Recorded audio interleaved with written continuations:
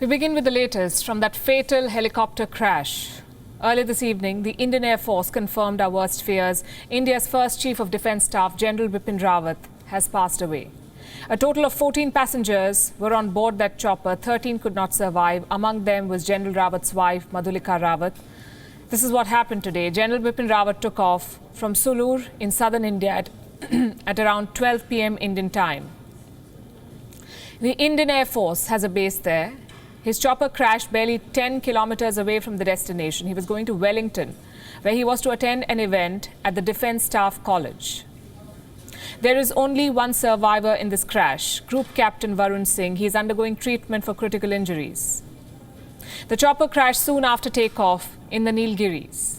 What caused the crash? We don't know. An investigation is on, and we do not wish to speculate. There are also some disturbing videos doing the rounds. We shall not air them. On this show, we want to talk about General Rawat's life as a soldier and an Indian. Remember him for his achievements and his service to his country, not broadcast images of him after a chopper crash. General Rawat was India's first Chief of Defence Staff, the main military advisor to India's Defence Minister and political leadership. He took charge in 2019. He had the vital job of integrating India's armed forces. General Bipin Rawat had many achievements to his name. He was instrumental in reducing militancy in India's northeast. In 2016, he was one of the officers who planned the surgical strikes in Pakistan. He also served in the United Nations peacekeeping forces. He led a multinational brigade in Congo. Earlier today, India's Prime Minister Narendra Modi chaired a meeting of the Cabinet Committee for Security, the CCS. This is the top decision-making body on security affairs in India. Prime Minister Modi issued a statement calling General Rawat an outstanding soldier. This is what he said, and I'm quoting. He greatly contributed to modernizing our armed forces and security apparatus. His insights and perspectives on strategic matters were exceptional. His passing away has saddened me deeply. Those of us who've tracked India's security apparatus have had a chance to interact with General Rawat. He was candid. He was easy to speak to. He spoke freely about the prevailing security situation in the world. He called out Pakistan for cross-border terrorism. At the same time, he admitted that China is the bigger security threat for India. He said all of this and more in a freewheeling interview to WION earlier this year. Tonight, we want to play out a small part of that conversation. For more than 7 decades, India has lived with a persistent security challenge from Pakistan. In the case of China, there have been crests and troughs. As of today, General Rawat, which neighbor, according to you, poses a bigger security threat to India, Pakistan or China? I think we are very clear as to where our security challenges rise, and very many years ago, our defense ministers have spelled this out for us.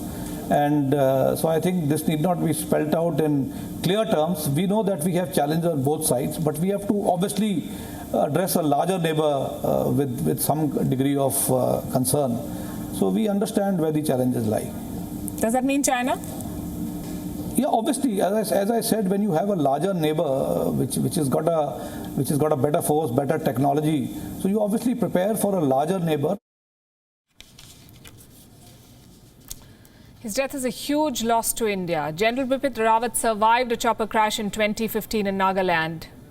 Not this time. The Indian Air Force has launched an investigation into the crash that happened today. Defence Minister Rajnath Singh will address the Parliament tomorrow. The helicopter that crashed is this one, the Mi-17 V5. These choppers are made in Russia. The Indian Air Force has 80 of these, 80. The first chopper was inducted in the year 2012. This crash has stunned several former military officials of India. Many of them say that these choppers are safe and reliable. They're used in high-altitude operations, even deployed to ferry VIPs. This includes the President as well as the Prime Minister of India. The Mi-17 V5 is a top-of-the-line military chopper. Many experts vouch for its safety, but the same chopper and its older versions have also crashed before. Just last month, an Indian Air Force chopper crash-landed in Arunachal Pradesh. Thankfully, no one died. This was an Mi-17 helicopter. It's different from the one that crashed today, but it belongs to the same family of Russian helicopters. Then in May 2020, another Mi-17 helicopter made a forced landing in Sikkim. Then we have that infamous 2019 crash in Jammu and Kashmir. An Indian Air Force chopper was shot down by friendly fire. This was after India conducted airstrikes on terror camps in Pakistan's Balakot. Islamabad had sent its planes to respond. A dogfight ensued, and Indian forces fired on their own helicopter in the fog of war. They shot down an Mi-17 V5, the same chopper that crashed today, a similar one. Now, there are many reasons why aircraft and choppers crash. Sometimes it's a vital piece of equipment that fails. Sometimes they're shot down. Sometimes the weather plays a role. And there's always the possibility of human error. Like I said, only an investigation can tell us what went wrong today.